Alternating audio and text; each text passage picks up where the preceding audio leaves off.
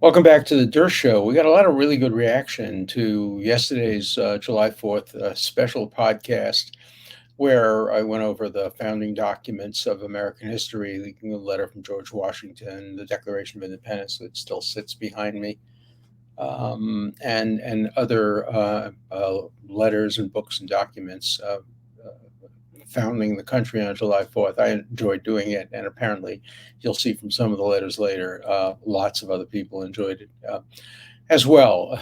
Today, we move overseas and we cross the Atlantic Ocean, and we move to Israel, where the United States recently did a forensic study and came to some conclusions about who killed the Palestinian journalist Shireen Abu Akleh. But just to coordinate with yesterday's show, I will show you. This is also a Declaration of Independence. This is Israel's Declaration of Independence, an original copy of the announcement that was made in 1948, um, uh, declaring independence from Great Britain, much the way the United States declared independence from Great Britain. And to also put Israel in context, my new book has just come out, The Price of Principle. And the first blurb on the back of the new book is Mazel Tov to Alan for his important 50th book about the frightening devolution from principle to partisanship. And then he says, in my inaugural address, I spoke about the dangers of political polarization and about the critical importance of dialogue and genuine respect for the other. I hope that Alan Dershowitz's book fosters an honest dialogue that enriches rather than costs jobs, reputations, and even friendships. Signed, Isaac Herzog, the president of the state of Israel. So I was very, very pleased with that, and pleased with the fact that this is my 50th book. So what happened? As you know, a bunch of terrorists killed dozens of Israeli civilians over the past several months, children, women, old men. They used knives, guns, rammed people with cars, and there's absolutely no justification for targeting civilians and killing them. And many of them came from a particular city on the West Bank. And so Israel sent troops to the city to arrest the perpetrators, the murderers, the mass murderers, people who had killed so many terrorists, as any country would do. The United States would certainly do the same. We did it with, obviously, many terrorists over the years. We've killed them, we've captured them, etc. So Israel sent troops. And instead of just allowing the troops to go and have search warrants or do whatever they do to try to capture the terrorists, the criminals, Palestinian militia members shot back at them, and there was an exchange of fire back and forth. And the journalist Shireen Abu Akleh was killed. She was shot in the head by a bullet. The bullet then hit her helmet. She was wearing a helmet. She died. The bullet was removed from her head, and there was a big fight about who would examine the bullet. The Palestinians first claimed the bullet proved that it was shot from an Israeli gun. The Americans said, show it to us. The Palestinians said, no. The Israelis said, let us examine it. You can hold it, but let us examine it. And if we conclude it was shot from an Israeli gun, all right. But if we conclude it wasn't, we'll announce that. Finally, on the eve of President Biden's going to the Middle East and meeting both with Palestinian and Israeli leaders, the Palestinian Authority allowed the bullet to be examined forensically. And the forensic examination came to the conclusion that it was impossible to tell whether it was fired by Palestinians or by Israelis. That the bullet, because it hit the helmet, became so deformed that it couldn't be forensically matched with any type of gun, certainly not with any particular gun. And so the United States came to three conclusions. Number one, it was impossible to determine the source of the bullet, whether it came from an Israeli gun or from a Palestinian gun. Number two, that the location of the shooters, where the shooters were, where the Israeli troops were, where the Palestinian terrorists and militiamen were, makes it likely but not certain that the bullet likely came from the Israeli side rather than the Palestinian side. And then they came to the third and most important conclusion, that the evidence overwhelmingly shows that whoever fired the shot, the killing of the journalist was completely accidental. She was not targeted. There was no intent to kill her. There was no knowledge that by shooting it was a result in the death of a journalist. It was just an accident. Journalists who deliberately get into harm's way, as they do in Ukraine, as they did in Afghanistan, as they did in many parts of the world. Uh, Dozens and dozens of journalists are killed every year, but rarely does it make the front page and the top news as it does when Israel is involved, because Israel gets exceptional, extraordinary, unprecedented attention from the media, from the international community, whatever it does, whether it does wrong, whether it does right, or whether it does something that's inconclusive. And so the most important conclusion the investigation made was that it was not a deliberate shooting, that it was an accidental shooting. It was a tragedy, not a crime. That should end the matter, but didn't. The Palestinians rejected that finding and said, no, no, no, this is part of a long-term policy of Israel, always targeting journalists and killing them deliberately. Not a word about terrorists targeting Israeli children, babies, mothers, grandparents.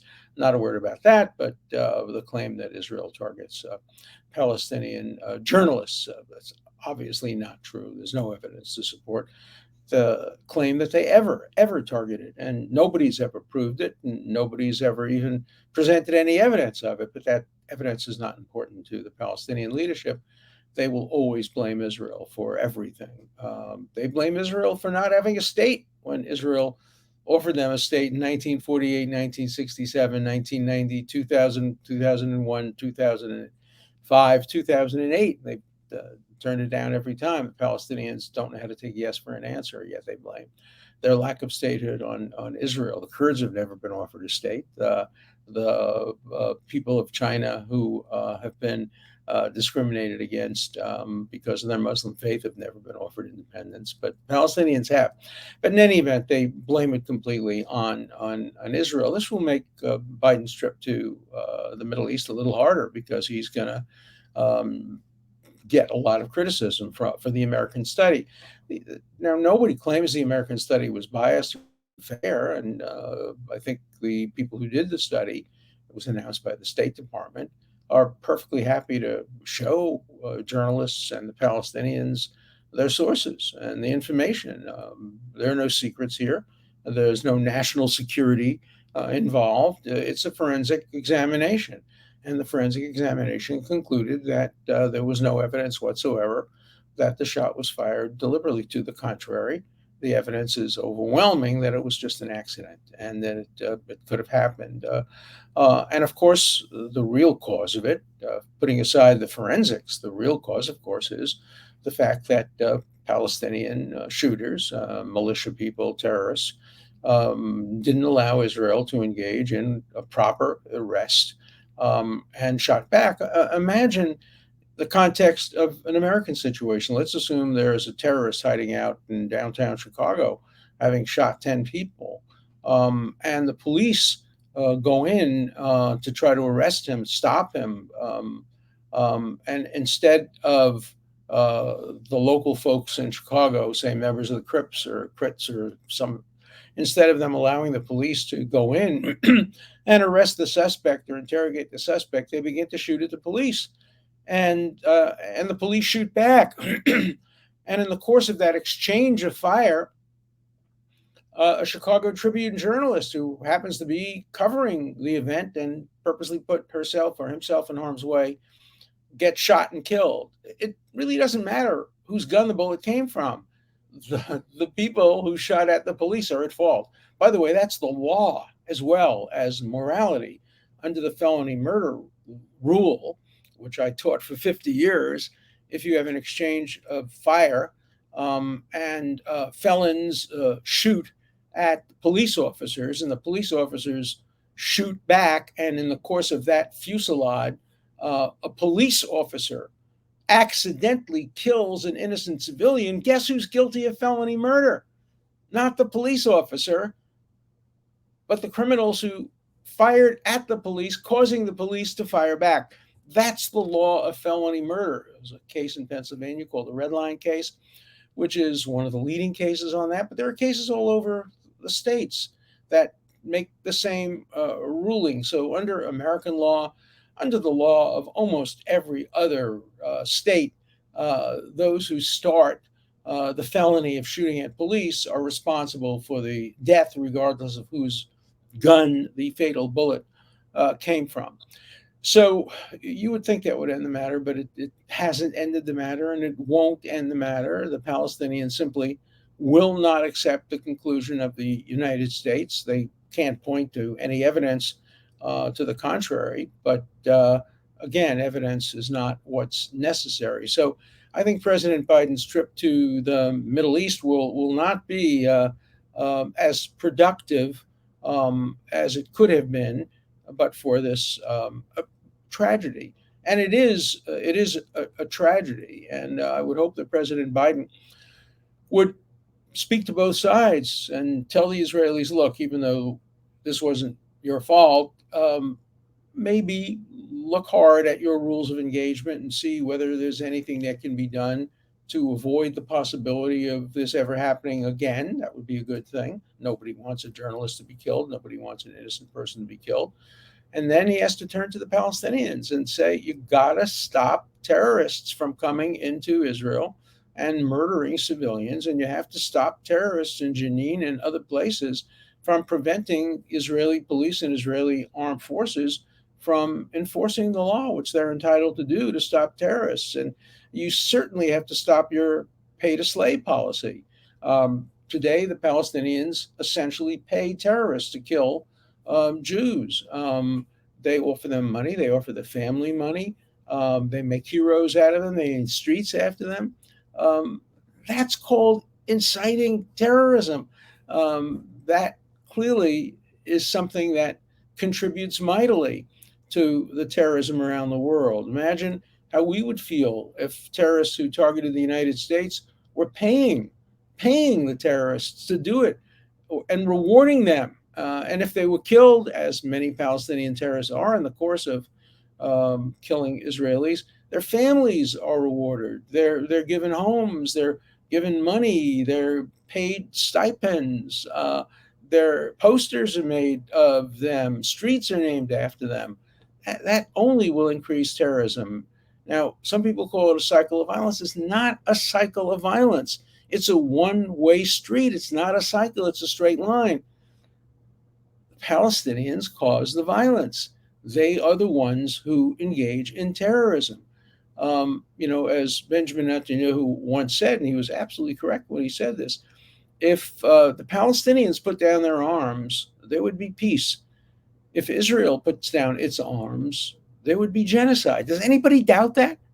Does anybody doubt that if Israelis gave up their armed forces, there would be genocide? The first thing is the Iranians would come in and bomb them. They've sworn to do it.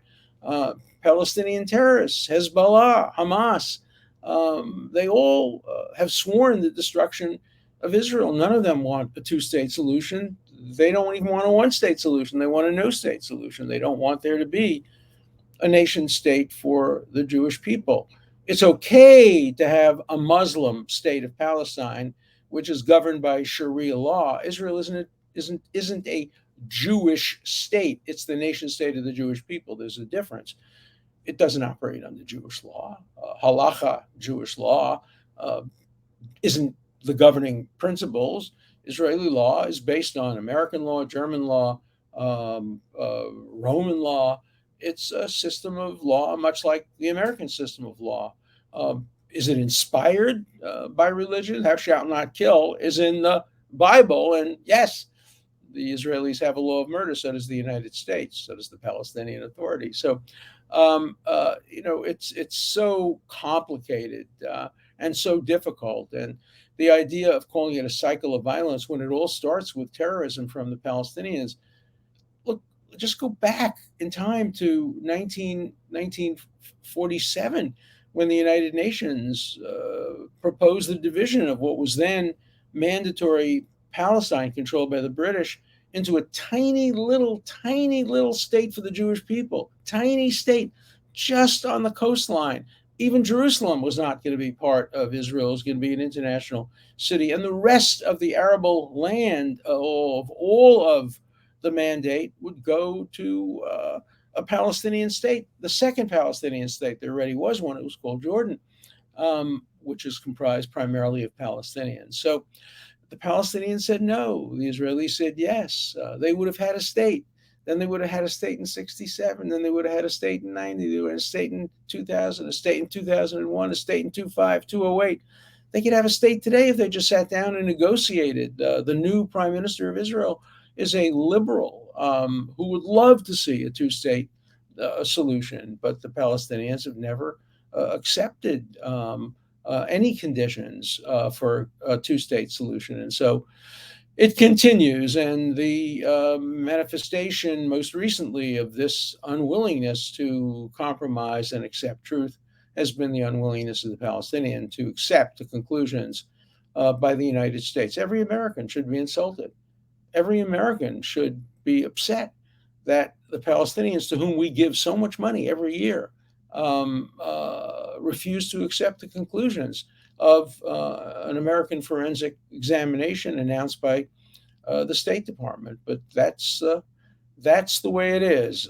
I know I'm going to get some bigoted emails about this, and anytime you mention anything relating to Jews or Israel, the bigots creep out from under the rocks. But I hope there will be people there who will be thoughtful and really understand that the fault here is in one direction. Is Israel faultless? No, of course not. Is any country faultless? Is the United States faultless? I love America. You saw it yesterday with my adoration of America's founders, even though they were obviously not without flaw. Jefferson probably primary among them, but even Washington, although he was one of the most anti-slave founding fathers, was not without flaw on that subject. He did own some slaves, and his wife owned some slaves as well. He liberated them upon his death, but that's not good enough by today's standards, and it shouldn't be good enough by any standards. But you don't expect perfection. Perfection is the enemy of good. Israel is a very good country. It's contributed enormously to the welfare of the world in the 4 years now since its establishment. It's contributed so much medically, scientifically, literature and music, and most importantly, in teaching the world how to fight terrorism while maintaining due process and striking an appropriate balance between the need to stop terrorists and the need to preserve fairness, due process, and liberty. So yeah, I'm a supporter of Israel. I'm also a critic of some of its policies, as I am of some of the policies of the United States. But on this issue, on the issue of the killing of the journalists, the fault is almost entirely on the Palestinian side for having their militia people and their terrorists fire at Israeli soldiers who are acting lawfully and legitimately and proportionately, and the result of which was the tragedy of this woman being killed. A great memorial to her life and her death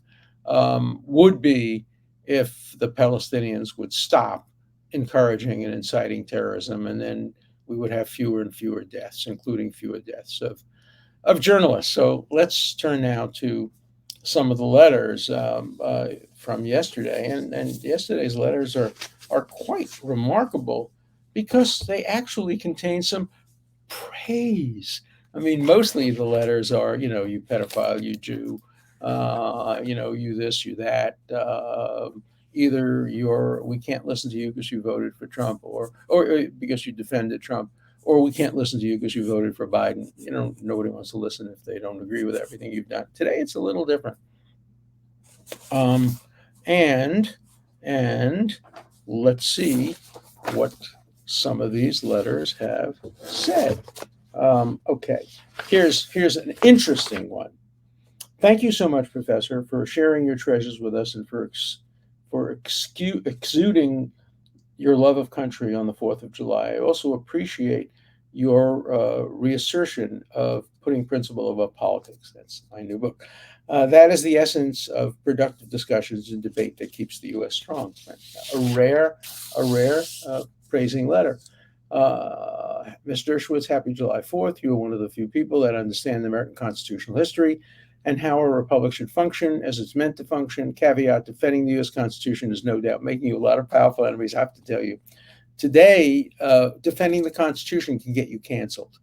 Literally can get you canceled at universities. If you say equal protection, oh, no, no, no, we don't want equal protection. We want preferences. We want preferences based on race. And if you talk about equal or meritocratic or any of that, you're canceled. Um, Dershow may not agree with you on some things, but you're a great American with a passion for truth. Please do more episodes on the history or legal history to educate me and bring us together. Have a great fourth. A lot of those. One, not really in a patriotic mood. Lincoln himself couldn't salvage this mess. I don't know. He did a pretty good job in salvaging the mess that resulted in the Civil War. You know, I often wonder what would have happened if the South had been just a bit smarter and hadn't attacked Fort Sumter, but simply had the state legislatures in each of the states say, we hereby declare ourselves independent from the United States of America. Somebody could have written an interesting Declaration of Independence, when in the course of human events it becomes necessary, and it goes on and on and on and on and on. And what would have happened if they had simply all decided to leave, but no firing? Would Lincoln have sent troops? That it's a really interesting question. I'm not sure I know the answer. Okay, another person praised the show. I have some questions. I always understood that Hamilton could never run for president because he was not born in the United States. Um, no, that's not true. All the first handful of presidents were not born in the United States. Washington was not born in the United States. He was born in, colonial England. Adams, Jefferson, Madison. I don't recall. Some of you will, and I'm sure I'll get letters on this. Who the first was it? Tyler, the first president who was actually born in the United States. That is, born subsequent to 1776, because all presidents born prior to 1776 were not born in the United States. And the constitutional rule is not a geographic one. It's not were you born in what became the United States. It was born in the United States. And the Constitution provides for you can be the president up until a certain point. So that's an interesting historical question. I'm on the opposite side of the aisle, but I could visit with you for days. So interesting, and that this is coming from an uneducated small business owner that loves to think. You're not uneducated. You may not have a formal education, but you sound to me very educated. And if you like to think you're educated, I think, therefore, I am, is a famous statement by a famous philosopher, Descartes. And you think, therefore, you're educated. That's, to me, the definition of education. We were lucky back then that smallpox vaccine did more good than harm. If it killed soldiers, it would be even more likely there would be no America. Past luck does not guarantee future luck. Totally wrong as a matter of science. The smallpox vaccine was much more dangerous, much more likely to kill than current vaccines, and some soldiers did die as a result of taking the vaccines. Look, there's no free lunch. There are no medical procedures. I just had a medical procedures. This has been my year for medical procedures. The doctors know I'm a lawyer, so they always start with a list of, this could happen, that could happen. No, thank God, none of it happened to me yet. But there's no such thing as a risk-free medical procedure, whether it be a vaccine or anything else. It's a matter of cost-benefit analysis, and nobody should be forced to undergo medical treatment that is designed to benefit them. But just today, when I was on the way to my doctor to have a checkup, we got into the elevator in the hospital. There's a big sign: you must wear masks. Masks are not permissive; they're mandatory. And there was a guy in the elevator standing right next to us that wasn't wearing a mask. And so my wife very politely said, "Sir, could you he had the mask, but it was tucked in. Could you please put the mask on your face? And another guy who was wearing a mask starts screaming at me, oh, what are you doing? You're trying to rule the world. You can't tell us what to do for our own good. And I said, I'm not interested in your own good. I'm interested in my good. I'm not interested in whether you're protected by wearing a mask. That's your business. I'm interested in whether I'm protected by your wearing the mask. Oh, you're trying to control the world, etc. That attitude still prevails. People don't understand that the mask and the vaccine are not intended only to protect the person wearing the mask and getting the vaccine. Otherwise, I would not defend it. It would be, in my view, if not unconstitutional, certainly inconsistent with John Stuart Mill's approach to liberty, which is an approach I take. But because masks and vaccines are designed to protect other people, I generally think people should have them. Whether they should be compelled or not depends on circumstances. I wrote a book about that too, the case for vaccine mandates, which was obviously controversial and would be controversial with many of my viewers and listeners. Um, this is related to that. I wonder how that paragraph about inoculation, the Washington letter had a paragraph how important it is to inoculate the troops, might have been different if it was Jefferson who had Washington's ear instead of Hamilton. It's a fascinating question. Hamilton was, of course, much more conservative by today's standards. It's very hard to judge who's a liberal and who's conservative, but was much more conservative than Hamilton, and more of a libertarian than Hamilton. So I'm not sure I know the answer. I think it would have been the same, but I'm not positive. So, you know, here we have July 4th yesterday. We have a lot of reaction to it, mostly positive. I'm going to do this from time to time. I'm not going to do it frequently because I want to generate controversy. It's nice when people praise me and tell me how much they enjoyed history, but I want to generate controversy. I want to get into issues that are controversial and disputed, and I want to be able to give you my view. Tomorrow, I'm planning to do a review of this year's momentous Supreme Court term and all the decisions that it rendered throughout the year and do an evaluation. And I will shock you and surprise you by my evaluation of this term in the Supreme Court. It is not what you think it is. And if you want to hear why, tune in tomorrow. See you then.